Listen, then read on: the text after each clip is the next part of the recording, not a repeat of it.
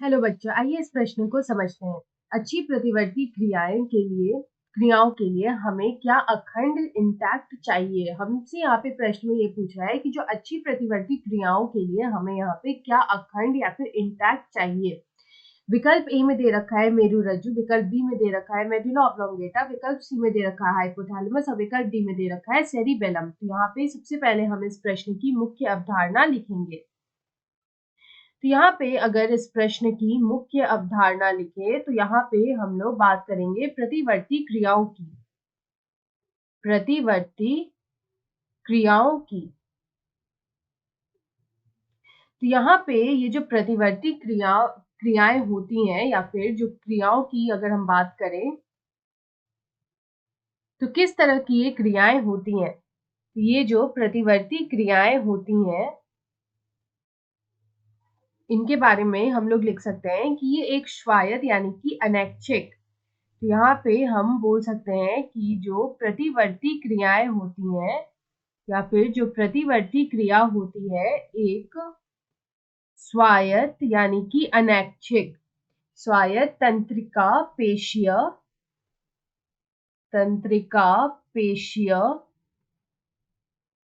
स्वायत्त तंत्रिका पेशीय क्रिया होती है जो कि जो परिभाषित उद्दीपन होता है, जो कि परिभाषित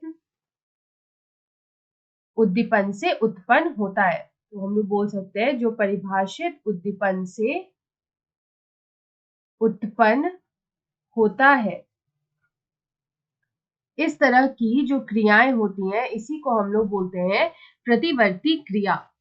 इस तरह की क्रियाओं को हम लोग बोलते हैं प्रतिवर्ती क्रिया। तो यहाँ पे अगर हम देखें तो जो अभिवाही न्यूरॉन होते हैं, यहाँ पे हम लिख सकते हैं कि जो अभिवाही न्यूरॉन होते हैं तो इसके लिए हम लोग लिख सकते हैं कि अभिवाही न्यूरॉन के संकेतों को एक संवेदी अंग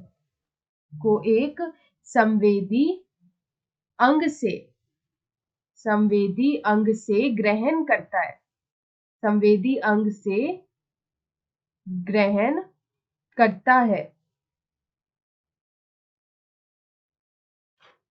और यहाँ पे अगर हम देखें तो जो आवेग की जो पृष्ठीय तंत्रिका रूट होती है, तो हम लोग यहाँ पे लिखते हैं कि ग्रहण करता है और आवेग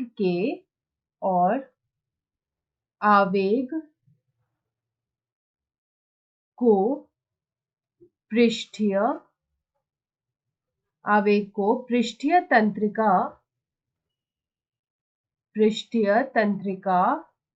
रूट से जो केंद्रीय तंत्रिका तंत्र होती है, जो केंद्रीय तंत्रिका तंत्र होती है, तो ये जो केंद्रीय तंत्रिका तंत्र है इसको सेंट्रल नर्वस सिस्टम भी बोलते हैं। और यहाँ पे ये मेरु रज्जु होती है उसके स्तर पर होता है, यानी कि उसके स्तर पर।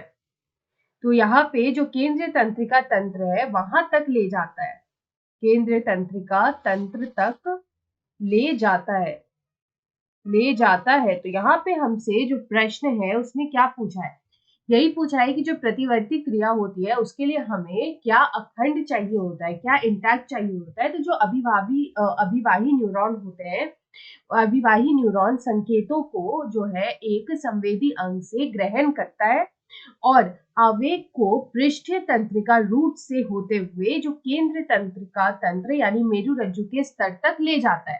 तो यहाँ पे हमें क्या अखंड चाहिए होता है, तो हमें यहाँ पे ये जो मेरुरज्जु है ये हमें यहाँ पे जो है अखंड चाहिए होता है। तो यहाँ पे अगर हम इस प्रश्न का सही उत्तर देखें तो विकल्प ए जो दे रखा है मेरुरज्जु, ये हमारा सही उत्तर होगा। आशा है आप इसे अच्छी तरह समझ गए होंगे। धन्यवाद।